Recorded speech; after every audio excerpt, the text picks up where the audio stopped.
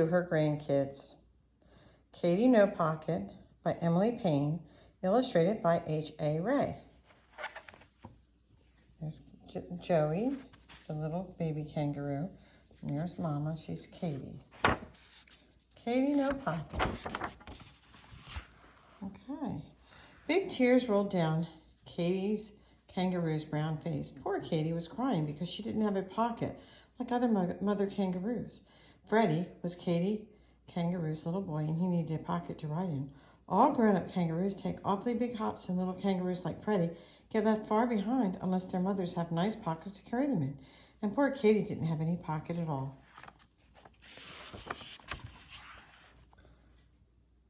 Katy Kangaroo cried just thinking about it, and Freddie cried too. Then all of a sudden, Katy had a wonderful idea.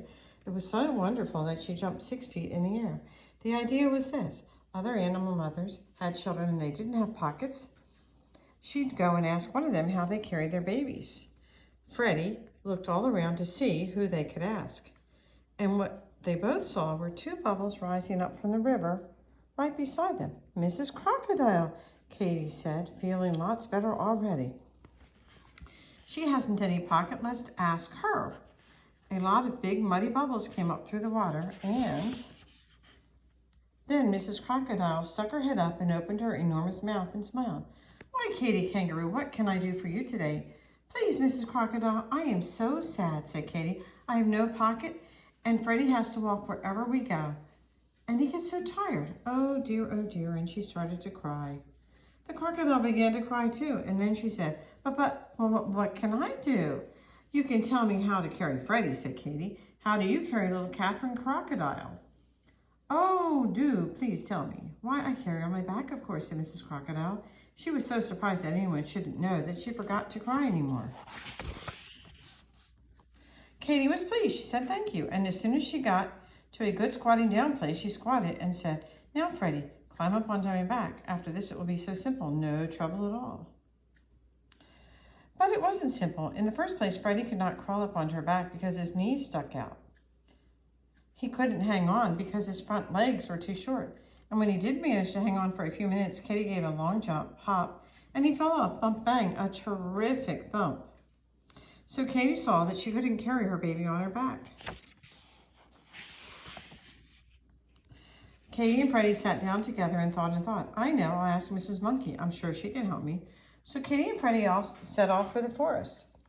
And very soon they found Mrs. Monkey. She had her young son Jocko with her, and Katy Kangaroo hurried up to catch up with them. That she almost was out of breath, but finally she managed to squeak, "Please, Mrs. Monkey, how do you carry Jocko?" "Why, in my arms, of course," said Mrs. Monkey. "How else would a sensible animal carry anything?" And she whisked away through the trees. "Oh dear," said Katy with a great big tear ran across her long nose. "I can't carry anything in these short little arms. Oh dear." She wasn't any help at all. "What are we going to do?" And she just sat down and cried harder than ever. Poor Freddie, he hated to see his mother cry so. So he put his paw on his head and he thought. "What about the lion?" he asked. When Katy stopped crying a little. "They don't carry their children. Those poor things walk just the way you do," said Katy. "Then there's the birds," said Freddie. "How do the birds carry their babies?" "Birds," said Katy. "The mother birds put their children out of the nest and they squawk and shriek and flap their wings about." Then, all at once, Katy Kangaroo stopped crying and looked at Freddie. "They do say that the owl knows almost everything," she said slowly. "Well then, for goodness sake, let's ask him," said Freddie, and they soon found the owl was asleep in an old dead tree. And he was cross because he didn't want to be waked up in the middle of the day. But when he saw that Katy was so sad, he came out blinking and ruffling his feathers and said in a scratchy voice, well, what is it? Speak up, speak loudly. I'm deaf as a post." So Katy stood under the tree and screamed at him, "I'm a mother kangaroo and I haven't a pocket to carry my child in. How shall I carry him? What shall I do?" "Get a pocket," said the owl, and he went to sleep again. "Where?" cried Katy. "Oh, please don't go to sleep before you tell me where."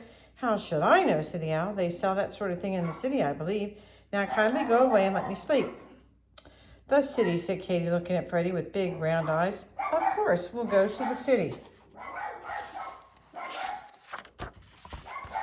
Katy was so excited that she almost left Freddie behind as she went leaping over bushes and hopping along the path, singing in a sort of humming voice. And she sang, hippity hoppity, flippity floppity, what is a pity? Wasn't it a pity I didn't know it was to the city that I should go? She hopped so fast that Freddie could hardly keep up, but at last they left the woods behind and came to the city. These dogs are making so much noise, I'm going to relocate here. Okay. Where there were stores and houses and automobiles. The people all stared and stared at Katy. But she didn't notice it. She was looking for pockets, and she saw that almost everybody had pockets. Almost everybody. And then all at once, she saw what she could hardly believe it. A man who seemed to be all pockets. He was simply covered with pockets. Big pockets, little pockets, medium-sized pockets. Katy went up to him and laid a paw on his arm, and he was a little frightened, but Katy looked at him with her soft brown eyes and said, please, dear, kind man, where did you get all those pockets? These pockets? You want to know where I got all these pockets? Why, they just came with the apron, of course. You mean you can really get something to put on with all those pockets already in it, said Katy. Sure you can, said the man. I keep my hammer and nails and tools in my pockets, but I can get another apron, so I'll give you mine. And he took his apron off and dumped everything out of it upside down. Out fell a saw, wrench, nails, hammer, drill, lots of other tools. And then the man shook the apron hard and turned it right side up again and hung it around Katy's neck. And he tied it behind her back. Katy was so pleased and excited and happy that she couldn't speak. She just stood still and looked down at the pockets and smiled and smiled and smiled. By this time, a big crowd had gathered to see what Katy the kangaroo was doing. When they saw how pleased she was, they all smiled too.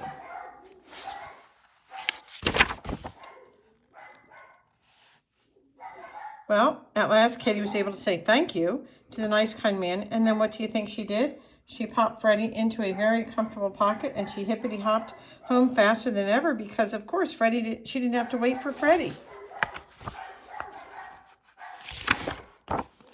And when she got home, what do you think she did?